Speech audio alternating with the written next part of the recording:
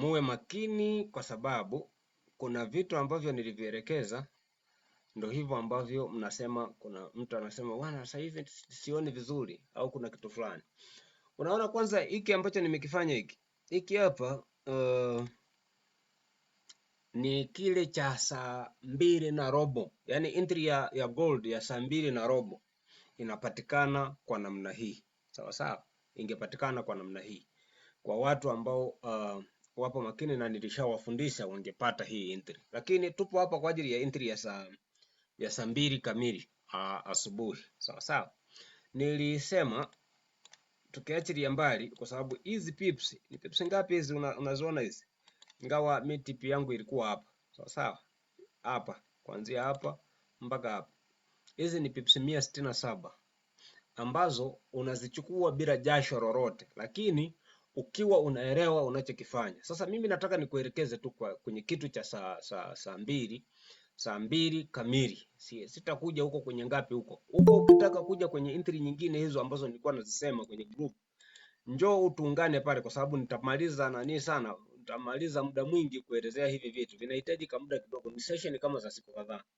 Yani nilisema hivi, unapokuwa una trade, yani unapokuwa na pair zako, zile pair zina tabia ya kufanya entry, yani kukutengenezea entry kwenye muda fulani na structure kwenye muda fulani, yani nakupatia structure kabisa. Kwa mfano, nilishakwambia kwamba mimi na trade pair mbili, sana sana na trade gold na trade na euro USD. Nilishasema hivyo, sawa sawa, na ndo pair ambazo huwa nazitumia zaidi kwenye kufanya mifano, kwa sababu ni pair ambazo nazielewa vizuri kwamba hii inatengeneza muda fulani entry, na muda fulani inatengeneza kitu cha namna hii. Kwa hiyo muda fulani nitaingia, muda fulani nitakuwa naiangalia tu. Nafanya hivyo kwa pair hizi mbili ambazo ni euro USD na gold. Moja ya entry ambayo nilifundisha free kabisa ndo hii ambayo nataka kuirudia hapa, kwa sababu watu wengi wamekuwa wakiniuliza kwamba hii entry mbona imefanya hivi, sijaelewa. Mwingine yupo kwenye day 1, kitu ambacho mimi sikusema uende huko day 1 wala kufanya nini, wala huhusiki huko kwenye day 1, hakuhusiki hata kidogo.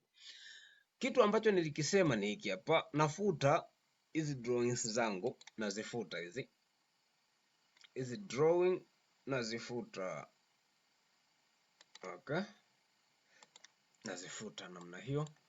Kuna nyingine ambazo niliweka locked ili zinionyeshe. Kwa mfano, sawa sawa, naweza nikaja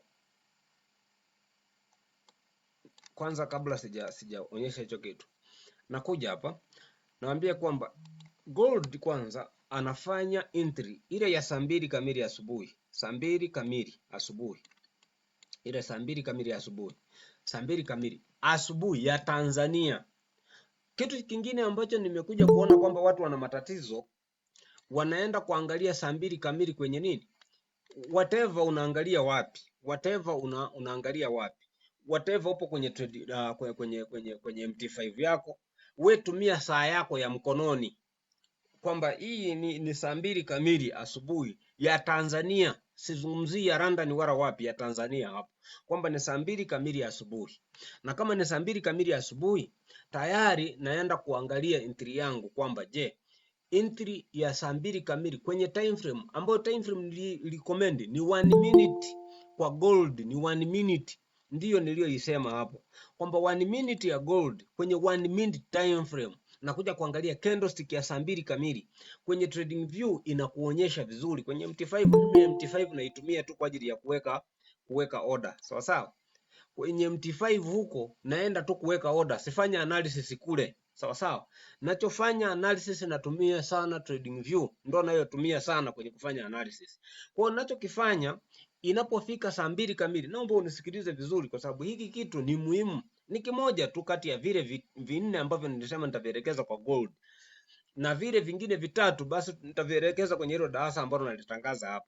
Kwa katika mazingira haya ya saa 2 kamili kwenye huu muda, ninachokuja kukiangalia ni hiki kitu. Naangalia hiki kitu hapa kwamba nakuja kwenye time frame ya 1 minute saa 2 kamili asubuhi, naangalia ile candlestick yake ile, nakuwa active huo muda sasa. Yani kuanzia saa 1 na dakika 50 na 50 na ngapi huko, nakuwa nipo active kuangalia market inafanya nini, sawa sawa. Kwenye huo muda naenda kuwa active sana, nakuwa active saa 2 kamili.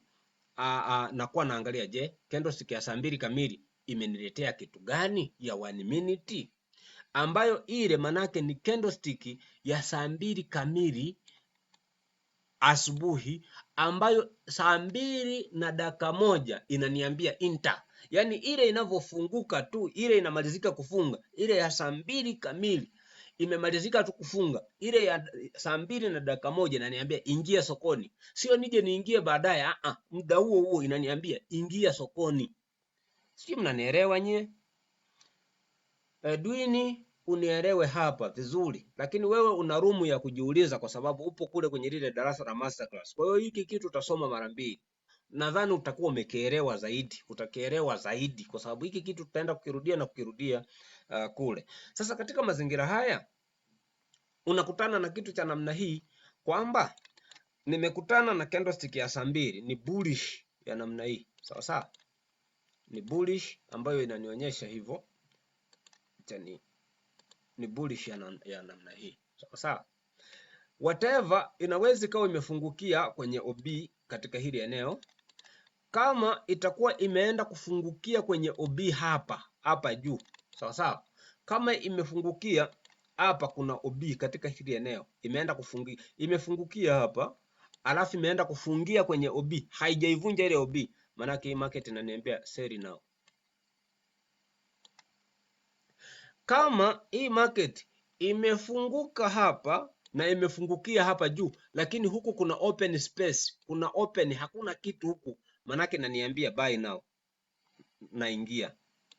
Kipindi kile tulikuwa tunatafuta pips ngapi? Tulikuwa tunatafuta pips 20 kila asubuhi saa 2, lakini sasa hivi tunaenda tunatafuta pips 40 mpaka pips 50, ndio tunazozitafuta kwa gold. Ikifika pips 40 unaweza ukazero kwa sababu anakupa room ya break even, na zifunga hizo pips 40 kwa sababu nikitumia root size ya 0.1 ni $40 hizo. Sawa sawa? Nazifunga hapo, naenda naangalia, je, ataendelea kumove? Kama atarudi basi atatoka na $40 zangu. Sawa sawa hapo. Sasa katika mazingira haya ninachokifanya ni hiki hapa, angalia hapa. Baada ya kuongea sana hapo, nakuja hapa kwenye chati. Kwenye chati hapa, kwenye hii chati, angalia hapa. Kwenye chati ndio maana nikawaambia kwamba utaenda kutumia indicator ambayo hii indicator inakuonyesha kwamba hii ni Asian, hii ni nini, hii ni New York, hii ni London. Sawa sawa, kuna New York AM, kuna New York PM, hii ni New York asubuhi, New York PM, lakini hizi ni kutegemea na masaa ya New York ambayo inakuonyesha hapa kwamba AM ndo pale soko letu linafunguka, huwa linachangamka sana muda ule inafunguka. PM ndo ile inaenda usiku ule, usiku wa saa 3 hapo, saa 4 hapo tunasema ni New York PM. Alafu baada ya hapo tunaingia Asian once again. Sasa kwa mfano, angalia Asian ya jana ambayo tutakuja kuangalia na leo. Tunakuja Asian ya jana ni hii hapa. Umekuja kuelewa? Kuna kitu ambacho nilikuwa nawaambia jana hapa, sijui nao ninachonielekeza, lakini hichi nadhani tutaelekezana kule. Sasa angalia kitu cha namna hii. Hii ilikuwa ni Asian ya jana hii. Sawa sawa? Ilikuwa ni Asian ya jana. Sawa sawa? Sasa njoo uangalie hapa, nazima hii indicator ambayo tunakuja kuona kwamba je, saa 2 jana ile saa 2 ilikuwa wapi hii market? Saa 2. Sawa sawa? Angalia saa 2 ilikuwa wapi katika haya mazingira. Angalia hapa. Angalia hapa. Manake saa 2 kamili asubuhi hii market, saa 2 kamili asubuhi, saa 2 kamili tuliamka hapa. Unaona hii kendo? Hii kendo hii hapa hii. Hii ndio ilikuwa ya saa 2 kamili hii. Kila mmoja naona Waheshimiwa mpo? Nisije nikawa nasema peke yangu hapa. Tupo. Okay. Nisije nikawa naongea peke yangu nikajua niko na watu, kumbe niko mwenyewe. Then tupo pamoja. Okay. Then hii naikuta ilifungia hapa katika hili eneo. Yaani usiponielewa, manake hiki nimefundisha mara 2. Usiponielewa basi na wewe utakuwa una matatizo. saa 2 kamili silifunguka hapa katika hili eneo.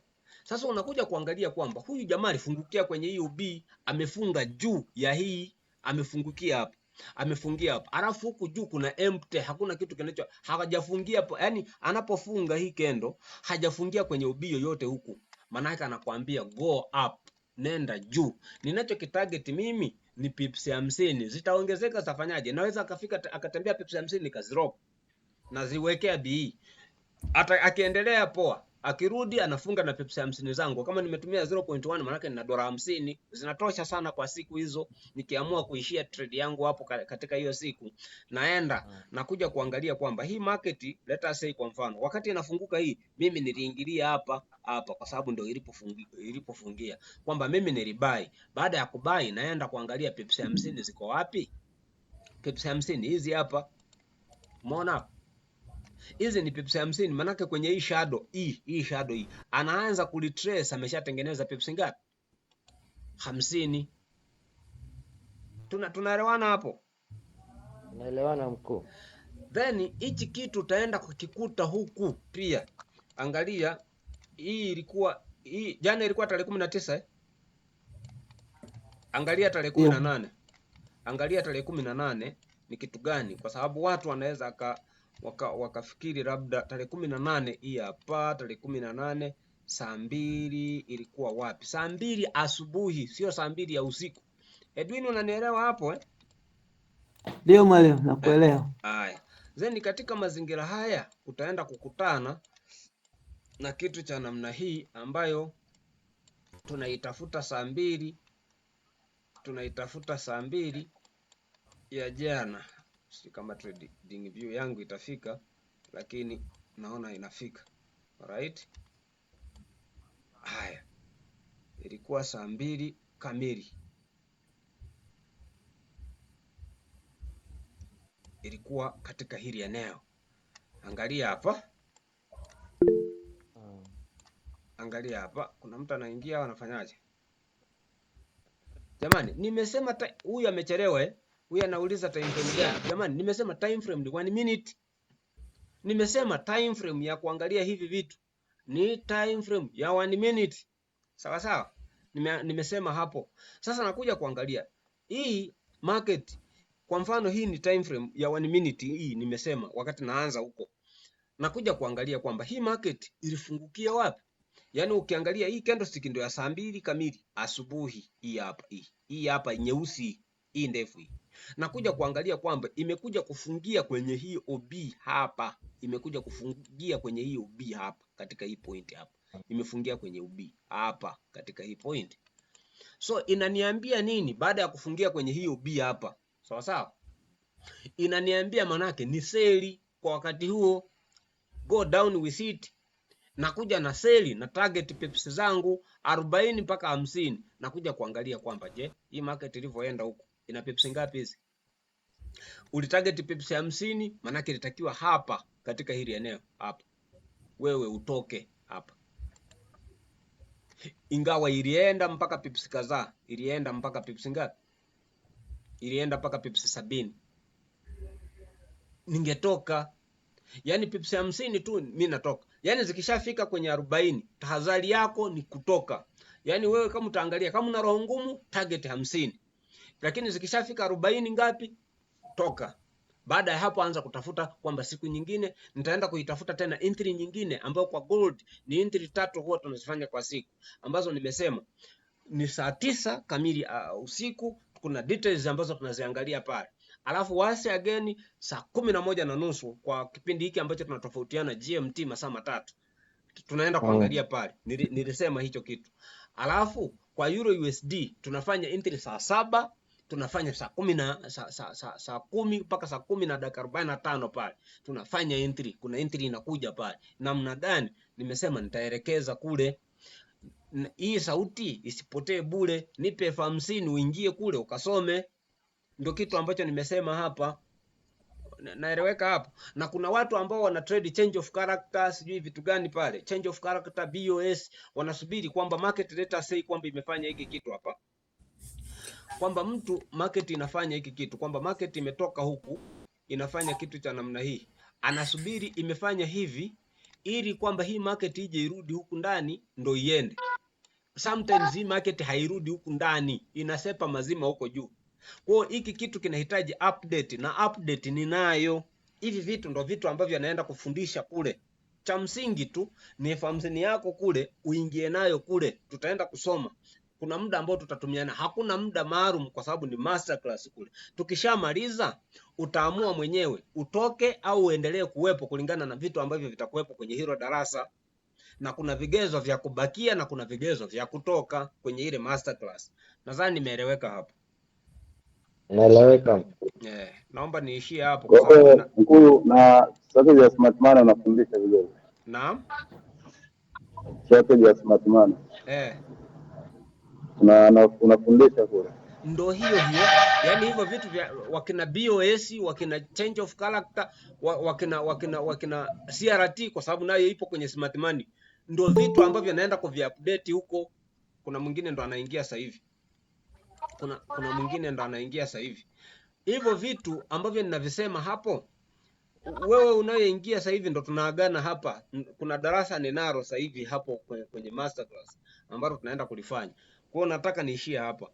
Hapo kwenye smart money au ndo wana trade au masuala ya liquidity, wana trade masuala ya kina change of character, BOS, validation na invalidation, wana trade watu wa smart money. Hivyo vitu ndo tunaenda kuviupdate kwamba kuna vitu vimebadilika kwa sababu strategy inabadilika kulingana na muda unavyoenenda. Sometimes strategy fulani unaweza kujikuta inafanya. Kumbuka tuna phase 4 kwenye trading. Tuna phase ambayo inaanza mwezi wa kwanza mpaka wa 3. Tuna phase inayoanza mwezi wa 3 mpaka wa 6, tuna mwezi wa 6 mpaka wa 9, tuna mwezi wa 9 mpaka wa 12. Utapata phase ngapi? Phase kuu ambazo zipo hapo utazipata 4. Kwa hiyo katika mazingira hayo unaweza kujikuta kwamba phase ya kwanza kuna strategy hii inatumika, inafanya kazi vizuri sana. Inafika kwenye phase ya pili inahitaji mabadiliko fulani, update. Sio ukae na kile kile, unajikuta wanahama kwa sababu wanajua kabisa kwamba market sasa hivi hiki kitu wameshakigundua, wana shift, wanaenda tena kwenye phase nyingine hivyo hivyo. Kwa hiyo ndio maana tunasema kwamba ukiwa trader ukaamua kuingia kwenye trading ni non stop learning. Yani wewe utakuwa unasoma kila wakati. Ndio maana kila siku tupo kwenye screen tunaangalia, macho yanauma yanafanyaje. Lakini hivi vitu sometimes tunavilipia kwa watu wengine. Nikikwambia kwamba hivi vitu ambavyo navitrade nimevipata si chini ya $500, huwezi ukaamini. Ila sasa naamini kwamba nikiwa chini ya wao watu wanao trade vitu vya namna hiyo, kukitokea update yoyote wanakupatia kwamba bwana, kuna mabadiliko haya hapa inatakiwa tuende hivi na hivi. Maswala yanakuwa yanaenda hivyo. Sasa watu wanakuwa hawaelewi. Kwa mfano fundamental, namna ya kukalculate hizo data kufanyaje, ambazo ninasema tutaenda kuzisoma huko, ni ngumu sana kuzipata na kuzielewa. Lakini unajitoa sacrifice peke yako ili na wewe ukafundisha wengine. Mimi nimezipata kwa $500. Je, wewe utaweza kuzipata kwa $500 ambayo ni milioni 1 point kitu? 50 tu hapa, 50,000 ya Tanzania, T shillings. Watu wanasuasua. Je, $500? Watakwambia wewe ni scammer. Ndio kitu ambacho kinaendelea hapo. Kwa hiyo naomba tuishie hapo. Tutakutana once again tutakapokuwa na muda kwenye hizi classes za free. Pia tutakuwa tunapiga vitu vichache vitatu kama tunavyopiga sasa hivi hapa. Niwatakia asubuhi njema na Mungu awabariki. Asante. Asante. Pamoja.